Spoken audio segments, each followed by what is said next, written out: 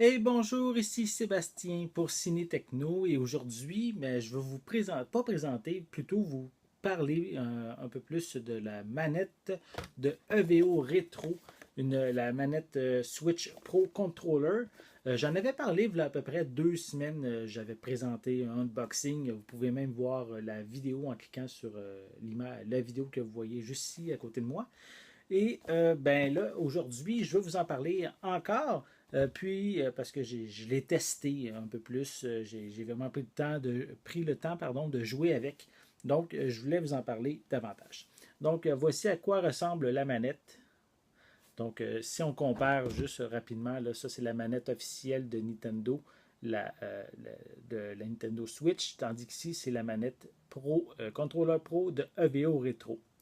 Voilà, et sensiblement pareil, à part peut-être les boutons qui sont un petit peu différents au niveau de l'emplacement. Donc, je voulais vous dire que, en fait, au niveau de la durabilité, de la manière, le plastique est vraiment très solide. On sent vraiment une manette de qualité qu'on a entre les mains. C'est vraiment intéressant de ce côté-là. On a ici les poignées de caoutchouc qu'on a chaque côté qui sont vraiment confortables et puis sont également pratiques lors des longues parties. Comme par exemple, j'avais jamais les mêmes watts en jouant avec cette manette-là, donc c'est bien, bien intéressant de ce côté-là. On a également le bouton turbo qu'on a ici. Donc, ce bouton-là, bien sûr, n'est pas disponible sur la manette officielle de Nintendo. Et pour ceux qui ne savent pas à quoi sert un bouton turbo, c'est lorsque vous l'activez, la manette pense en fait qu'on appuie rapidement sur le bouton à plusieurs reprises. Donc, ça permet, ça c'est quand on le tient enfoncé, donc ça permet d'avoir certaines maniabilités, certaines techniques qui se font beaucoup plus rapidement. Moi, de mon côté, j'ai joué principalement avec la manette à Super Mario Odyssey et Legend of Zelda Breath of the Wild. Et de ce côté-là, je n'ai pas vraiment trouvé d'utilité au bouton turbo, là, bien sûr. Mais je crois quand même qu'un tel bouton est très pratique. C'est juste que j'ai pas joué au bon jeu pour ce bouton-là, pour l'utilité du bouton turbo. Mais je tiens toujours à préciser que c'est un bouton bien intéressant à voir sur une manette. La manette vient avec 3 boutons. On a évidemment la croix directionnelle classique qu'on peut voir ici. Mais on a également 2 autres boutons, soit un bouton qu'on peut voir ici qui ressemble au bouton qu'on peut mettre, qu'on voit plutôt sur les manettes de Xbox Elite.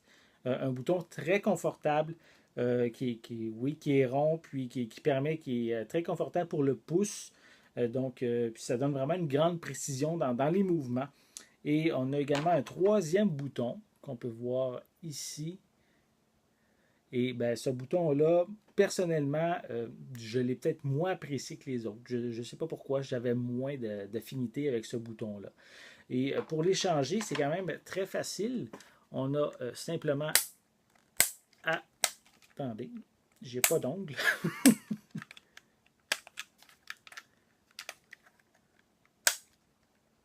Bon, on a simplement à enlever le bouton, la croix directionnelle, et à mettre l'autre bouton à sa place. Comme ça, ici tout, on a déjà l'autre bouton installé. Ça prend juste quelques secondes et des ongles. Oui. Ensuite, concernant la connexion Bluetooth, je trouve que ça fonctionne vraiment très bien. C'est vraiment facile à configurer. J'ai eu simplement à aller dans les paramètres de la console et ça s'est branché très très facilement. Donc de ce côté-là, c'est très bien. On propose à peu près une portée d'environ 8 mètres, comme c'est indiqué sur la boîte. Et j'ai pas eu de problème non plus de ce côté-là. Je pas nécessairement. J'ai pas calculé exactement si c'était à 8 mètres lorsque j'ai joué, mais j'étais quand même à une bonne distance de la télé et ça fonctionnait très bien. J'ai rechargé évidemment la manette à sa pleine capacité. On a évidemment le fil qui vient avec dans la boîte pour recharger. Et ça m'a pris environ 2 heures pour la recharge. Et comme c'est mentionné, ça donne une autonomie d'environ 15 à 20 heures de jeu, tout dépendant bien sûr de la manière ou à quel jeu vous jouez et de quelle manière vous l'utilisez.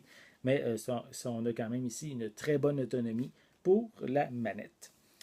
Point important aussi que je veux mentionner, c'est qu'il y a les fonctions motion control et également qu'on peut appeler aussi contrôleur de mouvement, ainsi que l'option de communication NFC. C'est la fonction qui permet, par exemple, de scanner les amiibo sur la manette, mais ils ne sont pas disponibles sur la manette de EVO Retro. Mais d'un côté, je veux dire, si c'est des fonctions que vous n'utilisez pas vraiment, ben, je me dis que ça vaut quand même la peine parce que surtout que la manette se vend à la moitié du prix de la manette officielle et on a pratiquement autant de confort, autant de manières très agréables. C'est vraiment très agréable plutôt de jouer avec cette manette-là. Donc, de ce côté-là, je trouve que c'est un très bon compromis. Donc, le reste, ben, en fait, de la manette est tout aussi agréable à mettre en main. Donc, même si ces fonctionnalités-là ne sont pas là, c'est pas grave. Dans l'ensemble, c'est une excellente manette que je vous recommande vraiment si vous ne voulez pas dépenser pour une manette officielle qui est à peu près 100$. Donc, ici, un très bon compromis. Donc, évidemment, je vous invite à vous procurer cette manette en magasin.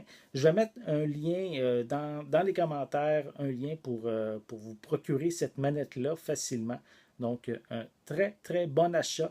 Et ben, je remercie également l'équipe de EVO Rétro, pardon, de m'avoir offert cette manette pour pouvoir vous la présenter et évidemment la critiquer. Voilà, ça conclut cette vidéo. J'espère qu'elle vous a plu. Donc, n'hésitez pas également à vous abonner à ma chaîne YouTube en cliquant sur le logo qui est juste ici. Donc, pour être à l'affût de toutes mes nouvelles capsules, mes nouvelles critiques et nouvelles présentations qui vont être disponibles très prochainement. Donc, en attendant, je vous souhaite une très bonne journée ou soirée et on va se revoir très bientôt. À la prochaine!